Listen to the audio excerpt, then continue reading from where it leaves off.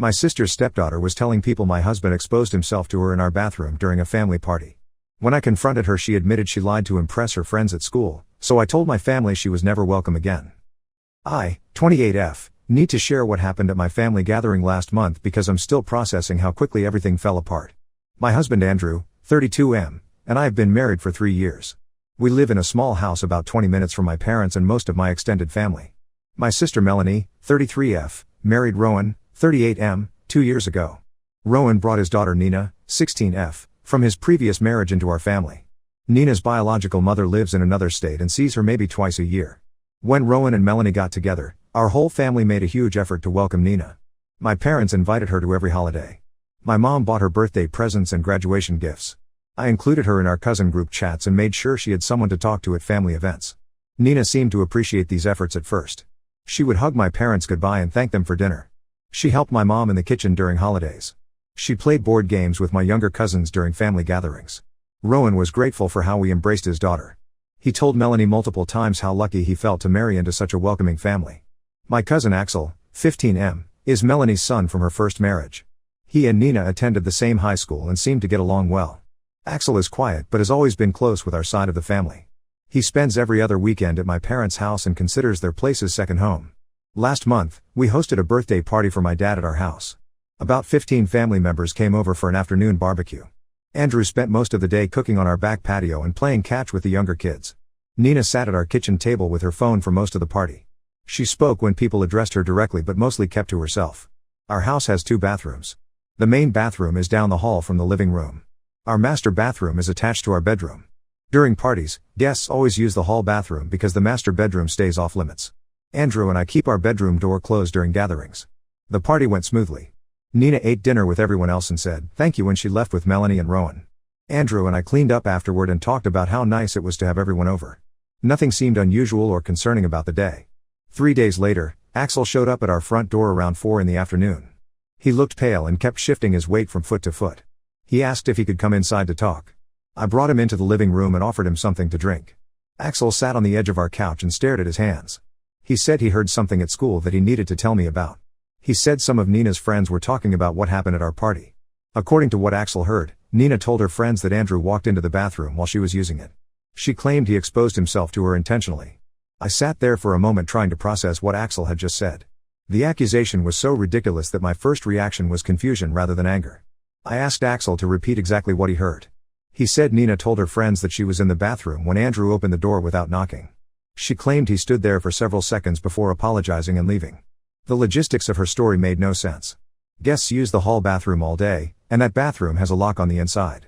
Andrew spent almost the entire party outside grilling food and supervising the kids in the backyard. When he came inside, it was to refill drinks or get more food from the kitchen. He never went down the hallway toward the bathrooms. I called Andrew immediately after Axel left. His reaction was pure shock. He asked me to repeat what Axel had said twice because he couldn't believe someone would make up such a serious accusation. We spent an hour going through every detail of the party, trying to figure out when this alleged incident could have happened. There was no window of time where Andrew was unaccounted for and could have been near the bathroom. I called my parents that evening and asked them to meet with Melanie, Rowan, and Nina the next day. I didn't explain the reason over the phone because I wanted to address this face to face with everyone present. My parents agreed to host the meeting at their house. The next afternoon, we gathered in my parents' living room. Nina sat between Melanie and Rowan on the couch. She looked nervous and kept glancing at the door like she wanted to leave. My parents sat in their usual chairs, and Andrew and I took the love seat across from Nina. I looked directly at Nina and told her that Axel had shared an interesting story about what she'd been telling her friends at school. I asked her to repeat that story for everyone in the room. Nina's face went red, and she started stammering about not knowing what I meant. I said that according to her version of events, Andrew had walked in on her in our bathroom and exposed himself. The room went completely silent. Melanie's mouth fell open. Rowan looked back and forth between Nina and me like he was trying to solve a puzzle. Nina started crying and said she never meant for anyone to take it seriously. She said her friends at school were always talking about inappropriate encounters with older men, and she felt left out of their conversations. She admitted she made up the story to fit in with what her friends were discussing. The reason she gave for destroying my husband's reputation was that she wanted to seem more mature and experienced to her teenage friends. She said she picked Andrew because he was the most recent adult man she'd been around. She claimed she didn't think the story would spread beyond her friend group. I stood up from the love seat and looked at Nina while she cried into her hands. I told her she was a liar and that her actions could have ruined an innocent man's life. I said that false accusations like hers put men in prison and destroy families. I told her she had risked my husband's career and our future together just to impress her friends. I turned to Melanie and Rowan and said that Andrew and I would never be in the same room as Nina again. I said this wasn't a punishment that would end after a few months or years. I told them that Nina was permanently banned from our home and from any events we hosted or attended. Rowan started to say something about Nina being just a teenager who made a mistake. I cut him off and said that 16-year-olds understand the difference between truth and lies. I said that someone capable of fabricating sexual assault allegations couldn't be trusted around my family. Melanie tried to argue that Nina had confessed and apologized. I told Melanie that an apology doesn't undo the damage of spreading lies about sexual assault. I said that Nina had shown her true character, and we wouldn't give her another opportunity to hurt us. My parents listened to the entire conversation without saying much. After I finished speaking, my dad told Rowan and Melanie that Nina was no longer welcome at family gatherings held at their house. He said they couldn't have someone in their home who would lie about such serious matters. The meeting ended with Rowan, Melanie, and Nina leaving in tears. Andrew and I drove home in silence. The next day, Melanie called to tell me that Nina would be moving back to live with her biological mother in another state. She said Rowan had decided that the situation was too damaging to their marriage and family stability. Axel has been staying with us for the past 2 weeks while Melanie and Rowan figure out their living arrangements. He said Nina's friends at school found out she lied about the whole thing. Most of them stopped talking to her after the truth came out. I know some people might think I reacted too harshly to a teenager's lie. But false accusations about sexual assault are not pranks or mistakes. They destroy lives and reputations.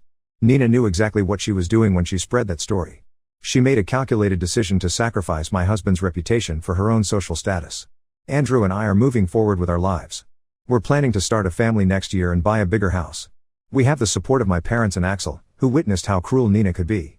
Our marriage survived this challenge because we faced it together and refused to let a liar divide us. Update 1. I received several messages asking for an update, so here's what has happened since my original post. Nina moved back to her mother's house in Oregon 2 days after our family meeting. Rowan drove her there himself and spent a week helping her get settled. Melanie stayed home with Axel during that time. When Rowan returned, he looked exhausted and seemed to have aged several years. The first week after Nina left was quiet. Melanie avoided calling me, and Rowan didn't come to family dinner at my parents' house like he usually did on Sundays. Axel stayed with us during this time and seemed relieved to have some distance from the situation. Then Melanie called me with some news that changed everything. She said Rowan had been having phone conversations with Nina every night since she moved to Oregon. During one of these calls, Nina admitted that the lie about Andrew wasn't her first false accusation. According to what Melanie told me, Nina confessed to Rowan that she had made similar claims about a teacher at her previous school in Oregon. That accusation had contributed to Nina moving to live with Rowan and Melanie in the first place. Nina's mother had pulled her out of that school and sent her to live with Rowan because the situation became too complicated. Rowan had never been told the real reason why Nina came to live with them. Nina's mother had only said that Nina needed a change of environment and would benefit from living with her father. Rowan assumed it was typical teenage rebellion or adjustment issues after his divorce. When Rowan called Nina's mother to verify this information, she confirmed that Nina had accused a male teacher of inappropriate behavior. The school investigated and found no evidence to support Nina's claims. Other students contradicted her version of events. The teacher was cleared of wrongdoing, but the accusation created enough drama that Nina's mother decided to send her away. Melanie said Rowan was devastated to learn that Nina had a pattern of making false accusations. He realized that our family had been completely right to cut ties with Nina. He also understood why Nina's mother had been so quick to agree to take Nina back permanently. This revelation changed Rowan's perspective entirely. Instead of seeing Nina as a confused teenager who made one bad decision, he now saw her as someone with a serious problem that could affect innocent people. He told Melanie that he felt guilty for not protecting our family better. The news about Nina's history also explained some things that hadn't made sense before. Rowan mentioned that Nina's mother had seemed unusually eager to have Nina live with him permanently. At the time, Rowan thought it was because Nina's mother wanted to focus on her new relationship. Now he realized that Nina's mother was probably relieved to have Nina become someone else's responsibility. Axel was not surprised when Melanie told him about Nina's previous accusations. He said Nina had always been dramatic and attention-seeking at school. He mentioned that she would exaggerate stories about her life to make them sound more interesting. He said some of his friends found her stories hard to believe, but they didn't want to call her a liar directly. Rowan decided to limit his contact with Nina after learning about her pattern of false accusations. He still sends her financial support and calls her once a week, but he no longer makes plans to visit her or bring her back for holidays. He told Melanie that he needs to prioritize his marriage and Axel's safety. This decision created conflict between Rowan and Nina's mother. Nina's mother called Melanie to complain that Rowan was abandoning his daughter when she needed support. Melanie explained the situation and told Nina's mother that Rowan had never been informed about Nina's previous accusations. Nina's mother became defensive and said the teacher incident was a misunderstanding. Melanie asked Nina's mother why she hadn't warned Rowan about Nina's tendency to make false accusations. Nina's mother said she hoped the behavior was just a phase that Nina would outgrow. She admitted that she should have been more honest with Rowan before sending Nina to live with him. The conversation between Melanie and Nina's mother became heated. Nina's mother accused our family of being cruel and unforgiving toward a troubled teenager. Melanie responded that Nina's lies could have destroyed Andrew's career and our marriage. The call ended with both women hanging up angry. Axel has been thriving since Nina left. He smiles more and seems more relaxed around the house. He told Melanie that he had been walking on eggshells around Nina because he never knew what would set her off. He said Nina would get angry at him for small things and threatened to tell Rowan that Axel had been mean to her. Rowan and Melanie have been attending couples counseling to work through the impact of this situation on their marriage. Rowan feels guilty for bringing Nina into our family without knowing her full history. Melanie feels frustrated that she defended Nina for so long without knowing the truth. The counselor has helped Rowan understand that he can maintain a relationship with Nina while also protecting his marriage and stepson. Rowan now realizes that being a father doesn't mean enabling destructive behavior or sacrificing other relationships. My parents have been supportive throughout this entire situation. My dad told Rowan that he respects Rowan's decision to prioritize his marriage and Axel's well-being. My mom said she hopes Nina gets help for her problems, but she stands by the decision to keep Nina away from our family. Andrew and I have been focusing on our own plans and goals. We put an offer on a house with 3 bedrooms and a bigger backyard. Andrew received a promotion at work, which will help us afford the new mortgage. We're looking forward to starting fresh in a new place.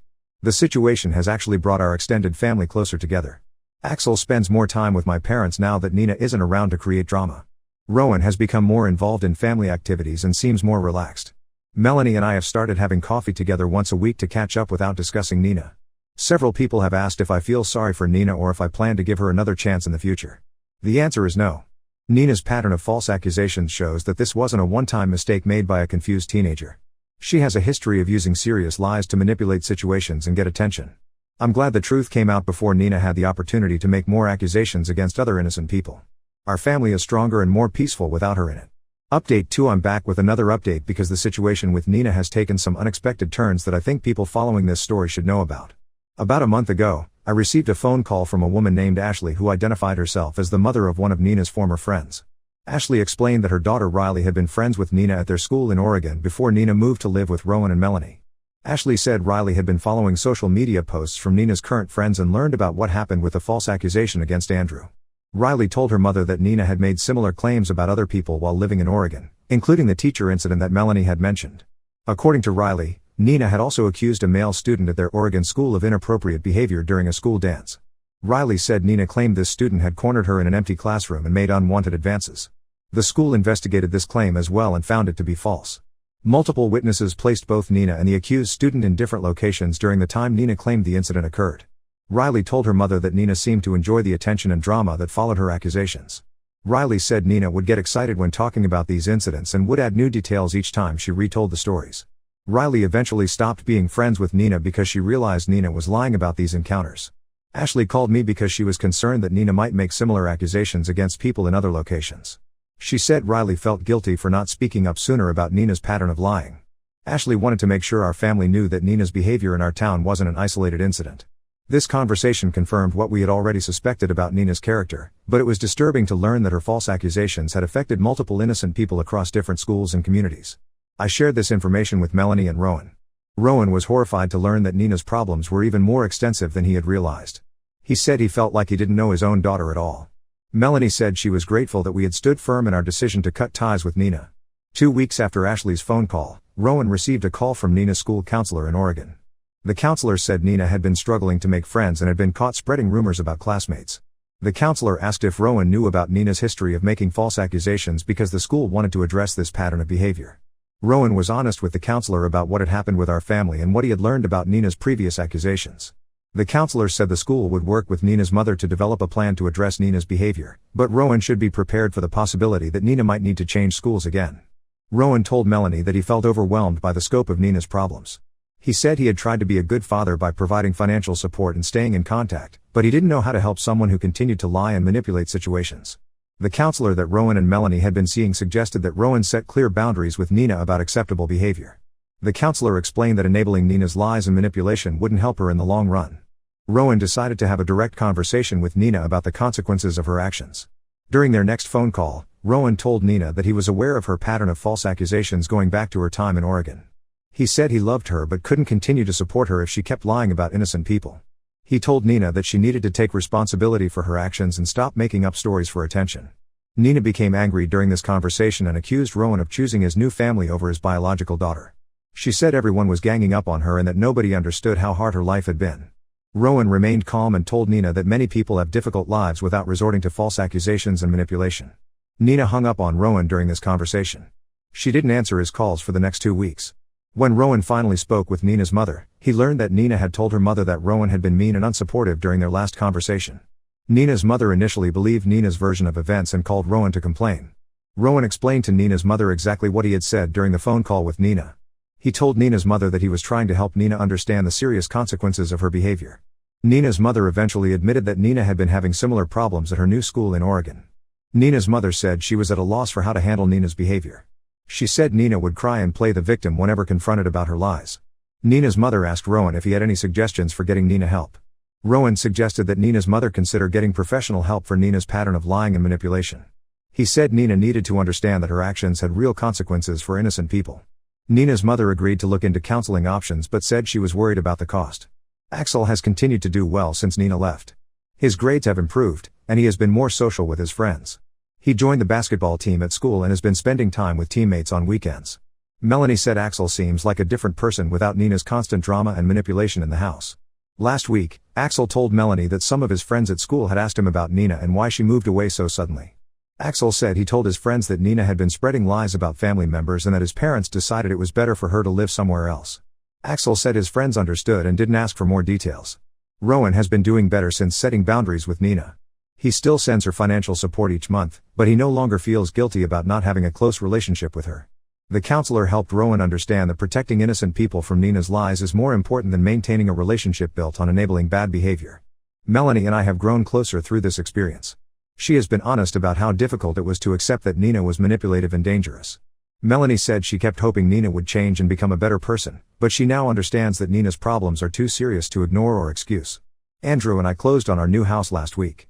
We're excited to have more space and a fresh start. We invited my parents, Melanie, Rowan, and Axel over for dinner this weekend to celebrate. It will be the first family gathering we've hosted since the incident with Nina, and we're looking forward to enjoying time together without worrying about drama or false accusations. The whole experience has taught our family valuable lessons about the importance of protecting innocent people from those who would lie and manipulate for personal gain. We learned that sometimes the kindest thing you can do is set firm boundaries with people who refuse to change their destructive behavior. Update 3. This will be my final update on the Nina situation. Several people have messaged me asking how things turned out, so I wanted to provide closure on this story. About 6 weeks ago, Nina's mother called Rowan with news that Nina had been expelled from her school in Oregon. According to the school administration, Nina had made another false accusation, this time against a male substitute teacher. Nina claimed the substitute teacher had made inappropriate comments to her during a study hall period. The school investigated Nina's claim thoroughly.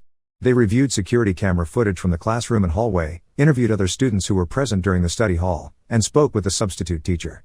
The investigation revealed that Nina's accusation was completely false. The security footage showed that Nina and the substitute teacher had minimal interaction, and other students confirmed that nothing inappropriate had occurred. The school principal told Nina's mother that this was the final incident they would tolerate. Nina had already been on probation for spreading rumors about classmates and creating drama in her classes. The false accusation against the substitute teacher was the last straw. Nina was expelled immediately and banned from returning to any school in that district. Nina's mother was forced to enroll Nina in an online school program because no other local schools would accept a student who had been expelled for making false accusations. Nina's mother told Rowan that she was overwhelmed and didn't know how to handle Nina's behavior anymore. Rowan felt sorry for Nina's mother but maintained his boundaries. He told Nina's mother that he would continue sending financial support for Nina's basic needs, but he wouldn't get involved in finding solutions for problems caused by Nina's own actions.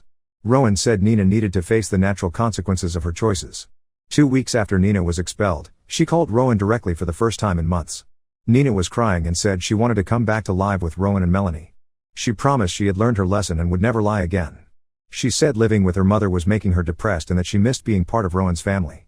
Rowan listened to Nina's plea but remained firm in his decision. He told Nina that she had broken trust with too many people and that her pattern of false accusations made it impossible for her to return. Rowan explained that he had to protect his marriage, his stepson, and the rest of the family from further harm. Nina became angry when Rowan refused to let her move back. She accused Rowan of abandoning her and choosing strangers over his own daughter. Rowan reminded Nina that Melanie and Axel weren't strangers and that Nina had brought these consequences on herself through her own actions. Nina threatened to tell people that Rowan was an unfit father who didn't care about his daughter's well-being. Rowan calmly told Nina that he had documentation of her pattern of false accusations and that anyone who investigated would quickly learn the truth about why Nina wasn't living with him. The phone call ended with Nina hanging up on Rowan. She hasn't called him since then, though Rowan continues to send monthly financial support to Nina's mother for Nina's expenses. Axel graduated from high school last month with honors.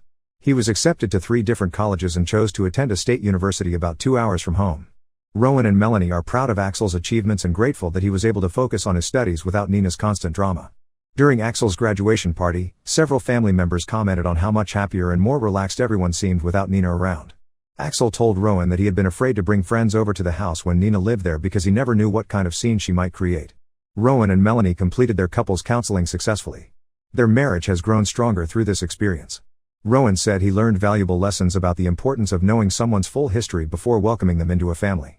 Melanie said she learned to trust her instincts when someone's behavior doesn't seem right. My parents have maintained their position that Nina is not welcome at family gatherings. My dad said he has no regrets about that decision, especially after learning about Nina's continued pattern of false accusations. My mom said she feels sorry for Nina but believes that protecting innocent family members is more important than enabling destructive behavior. Andrew received another promotion at work and is now in a management position. We've settled into our new house and are expecting our first child this fall. We're excited about becoming parents and grateful that we won't have to worry about exposing our child to Nina's toxic behavior. Last month, I ran into Ashley, the mother who had called me about Nina's history in Oregon. Ashley told me that Nina's expulsion from school had been big news in their small community. Ashley said most parents were relieved that Nina was no longer around their children. Ashley also mentioned that Riley, her daughter who had been friends with Nina, was doing much better since cutting ties with Nina. Riley had been experiencing anxiety and self-doubt during her friendship with Nina because Nina would manipulate situations and make Riley question her own perceptions of events. The whole experience has shown our family how important it is to protect ourselves from people who lie and manipulate others for personal gain. We learned that giving someone multiple chances to change doesn't help them if they're not willing to take responsibility for their actions. Some people might think we were too harsh in our treatment of Nina, but I believe we made the right choice. Nina's continued pattern of false accusations proves that she hasn't learned from the consequences of her behavior. Maintaining a relationship with someone who refuses to change would have put innocent people at risk. Our family is happier, more peaceful, and stronger than ever. We focus our energy on relationships with people who are honest and trustworthy. We don't waste time trying to fix people who don't want to be fixed. Rowan still sends financial support to Nina each month because he believes parents have a responsibility to help their children meet basic needs. However, he has accepted that having a relationship with Nina isn't possible while she continues to lie and manipulate situations. I'm grateful for everyone who followed this story and offered support during a difficult time. Sometimes the hardest thing about protecting your family is accepting that you can't save everyone, especially those who don't want to be saved. Nina made her choices, and now she's living with the consequences. Our family made our choices too, and we're living with the peace and happiness that come from surrounding ourselves with honest, caring people. Now let's move to the next story. Story 2. I discovered my wife's 3-year affair with our neighbor and found out he's the real father of our 2-year-old daughter. Now he wants custody. I, 35M, just found out my wife Laura, 33F, has been cheating on me with our neighbor Tom, 37M, for the last 3 years. Even worse, I discovered that Tom is actually the biological father of our younger daughter Haley, 2F. I'm completely devastated and don't know what to do. Laura and I met in college 15 years ago. We were both studying business and had several classes together. At first, we were just friends, often studying together and hanging out in the same group. But over time, our relationship grew into something more. We started dating in our junior year and things just clicked. After graduation, we both got jobs in the same city and moved in together. We got married 5 years later, when we were 25 and 23. It was a small ceremony with just close family and friends. We were so happy and excited to start our lives together. We both wanted kids, but decided to wait a few years to establish our careers first. When we were ready, we tried for a while but had some difficulty conceiving. It was a stressful time, with doctor's appointments and fertility treatments. But finally, after almost a year of trying, Laura got pregnant with our daughter Emma. Emma's birth was the happiest day of my life. She was perfect, with Laura's blue eyes and my dark hair. I took 2 weeks off work to help Laura adjust to motherhood. Those first few months were exhausting but amazing. Watching Emma grow and develop new skills was incredible. When Emma was about 4, we decided we were ready for another child. This time, Laura got pregnant quickly and easily. We were thrilled to be expanding our family. Haley was born 2 years ago, and our family felt complete. We moved into our current neighborhood about 4 years ago, just before Haley was born. That's when we first met Tom and his wife Rachel, 35F. They lived 2 houses down from us and seemed like a nice couple. Tom works in IT and Rachel is a teacher. They didn't have any kids, but we found out later they had been trying unsuccessfully for years. At first, we just exchanged friendly waves and small talk when we saw each other outside. But over time, we started hanging out more. We'd have cookouts in each other's backyards, or get together to watch football games. Our kids loved playing with their dog. Tom and Rachel even babysat for us a few times when Laura and I wanted a date night. I considered Tom a good friend. We'd often grab beers together after work or on weekends. He seemed like a stand-up guy. I never suspected anything was going on between him and Laura. About 6 months ago, I started noticing some changes in Laura's behavior. She was spending more time on her phone, being secretive about her messages, and going out more often without explanation. At first I tried not to think much of it, figuring she was just busy with work or needed some time to herself. But as the weeks went on, I got more and more suspicious. She'd get dressed up to go grocery shopping or have long phone conversations in another room. When I'd ask who she was talking to, she'd say it was just work stuff. A few times, I came home early from work to find her scrambling to close browser windows on her laptop. I tried to talk to her about it, ask if everything was okay.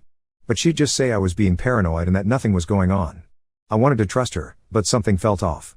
Last week, I finally decided to check Laura's phone while she was in the shower. I know it was an invasion of privacy, but I couldn't shake the feeling that something was wrong. What I found was far worse than I ever imagined. There were hundreds of intimate texts and photos exchanged between her and Tom going back almost 3 years. They had pet names for each other and talked about how much they loved each other.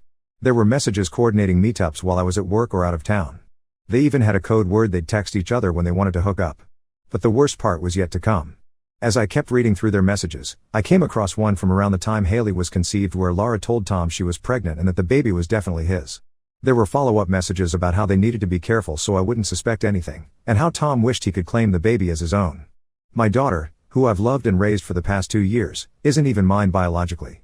Every memory I have of her birth, her first steps, her first words, it's all tainted now. I feel like my whole life for the past 3 years has been a lie. I confronted Laura as soon as she got out of the shower. At first she tried to deny everything, saying I was misunderstanding things. But when I showed her the messages she broke down crying and admitted it was all true. She begged me to forgive her and said she would end things with Tom, but I was too angry and hurt to even consider it. I told her to get out and that I wanted a divorce. Laura left to stay with her sister. I told her not to come back until I figured out what I wanted to do. She's been calling and texting constantly, begging for another chance.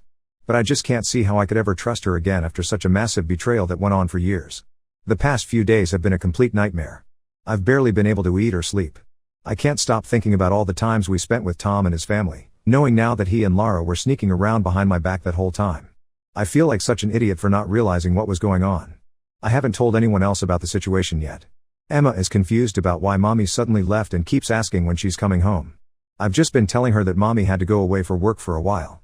I have no idea what to do about Haley. Even though she's not mine biologically, I still love her and have raised her as my own for the past 2 years. But every time I look at her now I'm reminded of Laura's betrayal. Tom's wife Rachel deserves to know the truth, but I'm not sure if I should be the one to tell her or how to even approach the conversation. Part of me wants to confront Tom and beat the crap out of him, but I know that won't actually solve anything. I'm meeting with a lawyer next week to discuss my options for divorce and custody. I definitely want primary custody of Emma, but I'm torn about what to do regarding Haley. Legally I'm still her father since I'm on the birth certificate, but knowing she's not biologically mine makes things more complicated. Laura has been blowing up my phone begging for another chance, saying it was a mistake and that she still loves me. But I don't see how I could ever trust her again after such a massive betrayal that went on for years. Tom has also tried reaching out, probably to do damage control, but I've ignored all his messages so far. I'm angry, hurt, and completely lost about what to do next. How do I even begin to move forward from something like this? Should I try to maintain a relationship with Haley even though she's not biologically mine? Do I tell Rachel about the affair or let Tom deal with that? Any advice would be appreciated because right now I feel like my entire life has fallen apart. Update 1: It's been about 2 weeks since I found out about Laura's affair with Tom and that he's Haley's biological father. A lot has happened since then and I wanted to give an update. First, I ended up telling Rachel, Tom's wife, about the affair. I felt she deserved to know the truth, even if it wasn't my place to tell her. I invited her over to my place while Tom was at work and showed her the text messages I had found. She was absolutely devastated, even more so when she learned that Haley was actually Tom's daughter. Apparently they had been struggling with infertility for years and had just started looking into IVF options. Rachel told me they had been trying to have a baby for their entire 10-year marriage. They had gone through multiple rounds of fertility treatments, all of which failed. It had put a huge strain on their relationship and finances. Finding out her husband had fathered a child with someone else while she was going through all that was a huge blow. Rachel left Tom immediately after finding out. She's staying with her sister for now while she figures out her next steps. Tom tried to beg for forgiveness, but she wasn't having any of it. I actually feel bad for her. She's collateral damage in this whole mess through no fault of her own. As for Laura, she's still trying to convince me to give her another chance. She keeps saying it was a mistake, that she loves me and wants to work things out for our family. She claims the affair just happened and that she never meant to hurt me. But I just can't get past the years of lying and sneaking around. Plus, the fact that she deliberately got pregnant by another man and passed the child off as mine for 2 years is unforgivable in my eyes. Laura has tried to explain her reasons for the affair. She said she felt neglected and unappreciated in our marriage. Apparently Tom made her feel desired and important in a way that I wasn't. She also said that after having Emma, she worried that I saw her more as a mother than a woman. Tom apparently made her feel sexy and wanted again. I'll admit that our marriage wasn't perfect. We both got caught up in work and parenting and maybe didn't put as much effort into our relationship as we should have. But that's no excuse for cheating, let alone carrying on a years-long affair and getting pregnant by another man. I've told Laura firmly that reconciliation is not an option and that I'm moving forward with the divorce. She's devastated, but I think she's finally starting to accept that it's over. She's moved most of her things out of the house and is staying with her sister for now. I met with a lawyer and we're in the process of filing for divorce. I'm pushing for primary custody of Emma. The situation with Haley is more complicated. Legally, I'm still her father since I'm on the birth certificate, but Tom could potentially challenge that given he's the biological father. For now, I'm including her in the custody arrangement because regardless of biology, I've been her dad for the past 2 years and I do love her. But I'm not sure what the long-term solution will be. Tom has tried reaching out to me multiple times to explain and apologize. I finally agreed to meet with him, mostly to discuss the Haley situation. It did not go well. He tried to justify the affair by saying he and Laura had a real connection and that I wasn't meeting her needs. He claimed they never meant for it to go on so long or for Laura to get pregnant. I nearly punched him when he had the audacity to say he considered me a friend and never meant to hurt me. This is a guy who came over to my house, played with my kids, drank beers with me, all while sleeping with my wife behind my back. I told him exactly what I thought of him and his fake friendship. In the end, I told Tom to stay the hell away from me and my family, and that any communication regarding Haley would go through our lawyers from now on. He tried to argue that he had a right to be in Haley's life as her biological father, but I shut that down quick. As far as I'm concerned, he gave up any right to call himself her father when he chose to let me raise her as my own for 2 years. The hardest part has been explaining the situation to Emma. She's old enough to realize something major is happening but too young to fully understand. I've tried to keep things vague, just telling her that mommy and daddy aren't going to be living together anymore. She's been having a hard time with it though, lots of tears and tantrums. She doesn't understand why she can't see mommy as much anymore or why daddy seems so sad all the time. I'm trying my best to maintain her routine and sense of stability, but it's not easy. Laura and I are doing custody exchanges through a neutral third party to minimize contact and drama in front of Emma. We're also looking into family therapy to help Emma process everything in an age-appropriate way. I'm still processing everything emotionally. Some days I'm consumed by anger, other days I just feel numb. I've started seeing a therapist to try to work through it all. Friends and family have been supportive, but unless you've been through something like this it's hard to truly understand how it feels. The range of emotions is overwhelming: anger at Laura and Tom for their betrayal, sadness at the loss of the life I thought I had, fear and uncertainty about the future, guilt over whether I could have done something to prevent this, love for my girls mixed with pain when I look at Haley. It's a lot to process. For now, I'm just trying to take things day by day and focus on being there for my girls. I'm throwing myself into work and spending as much quality time with Emma and Haley as I can. Their smiles and laughter are sometimes the only things getting me through the day. The future is still very uncertain, especially regarding Haley's situation, but I'm doing my best to stay strong and make the best decisions I can for my family. Any advice on how to move forward or handle the custody situation would be greatly appreciated. Update 2: It's been about 2 months since my last update, and unfortunately things have only gotten more complicated. The biggest development is that Tom is now seeking custody of Haley. His wife Rachel filed for divorce and is taking him for everything she can, so I think he's trying to assert his rights as Haley's biological father partly to spite her. He claims he wants to be involved in Haley's life and step up as her real dad. I'm furious about this. Tom had no interest in acknowledging Haley as his daughter until his own life started falling apart. Now suddenly he wants to play dad? I've been the one raising her for the past 2 years, changing diapers, soothing her crying, loving her as my own. The thought of potentially losing her to Tom makes me sick. My lawyer says I have a decent case to maintain custody since I'm the legal father on the birth certificate and have been acting as Haley's dad since birth. But Tom being the biological father does complicate things. We're headed for a custody battle and it's going to get ugly. Tom's lawyer sent over some initial custody proposals. He's pushing for joint legal and physical custody, with Haley spending equal time at both houses. There's no way in hell I'm agreeing to that. Haley doesn't even know Tom as anything other than our neighbor. Suddenly spending half her time with him would be confusing and traumatic for her. We had our first mediation session last week to try to work out a custody agreement. It did not go well. Tom kept talking about his parental rights and how he wants to make up for lost time with his daughter. I pointed out that he willingly gave up those rights when he chose to let me raise Haley as my own for 2 years.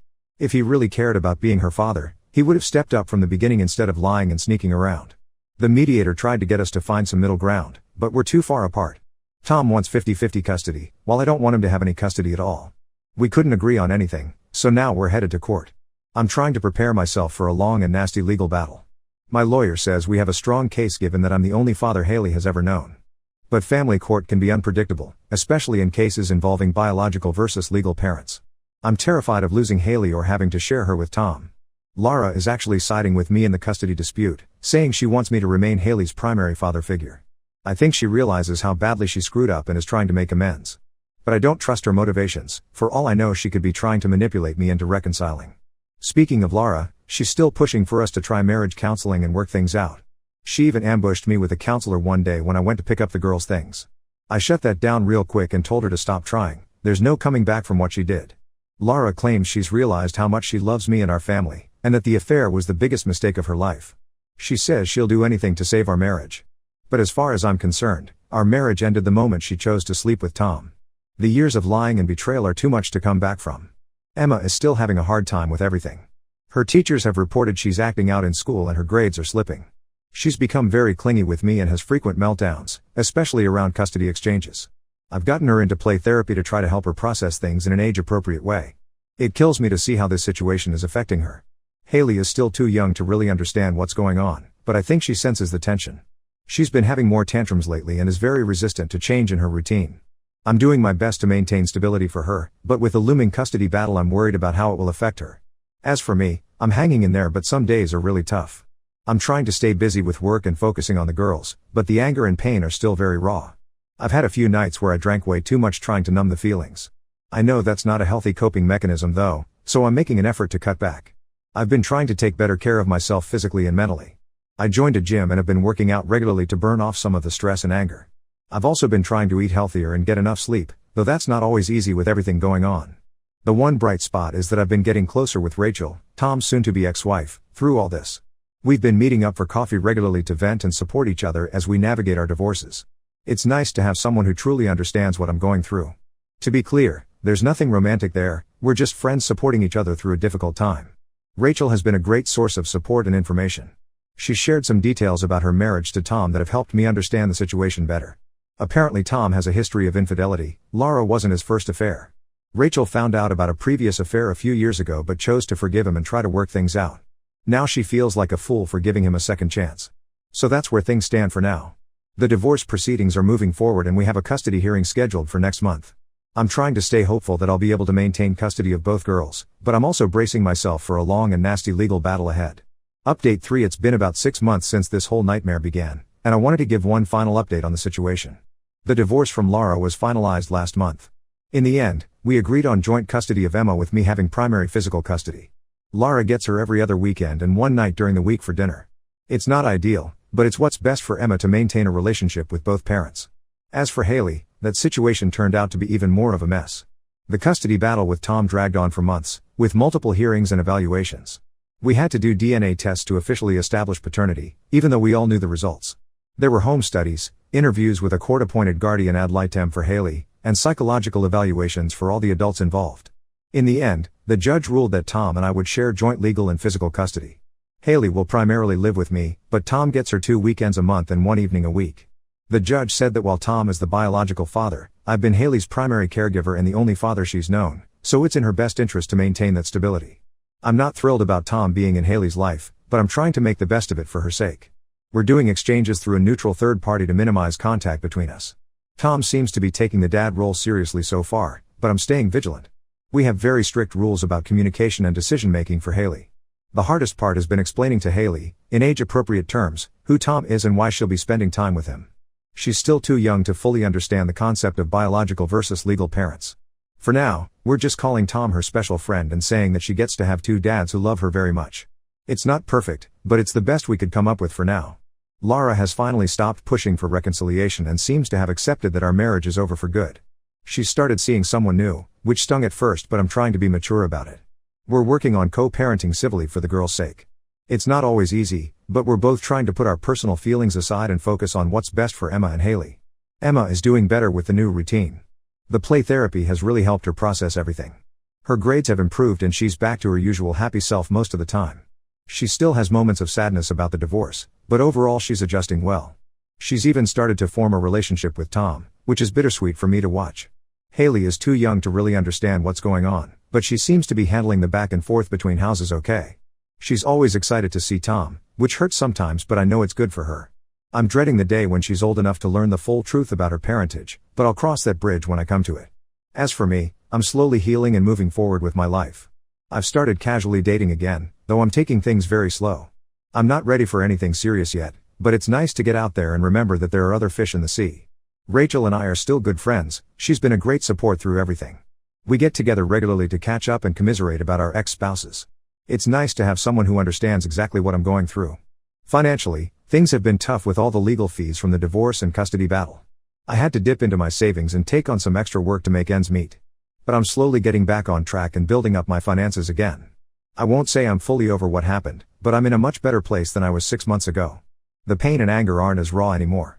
I still have moments where it all hits me again, but they're becoming less frequent. My focus now is on being the best dad I can be to my girls and building a happy life for us. It's not the life I thought I'd have, but I'm making the best of it. The girls are my world and seeing them happy and thriving despite everything we've been through gives me strength. This will be my final update. Thank you to everyone who offered support and advice throughout this ordeal. If nothing else, I hope my story can serve as a cautionary tale about the devastating impact of infidelity. To anyone going through something similar, it does get better. It's a long and painful process, but you will come out the other side stronger.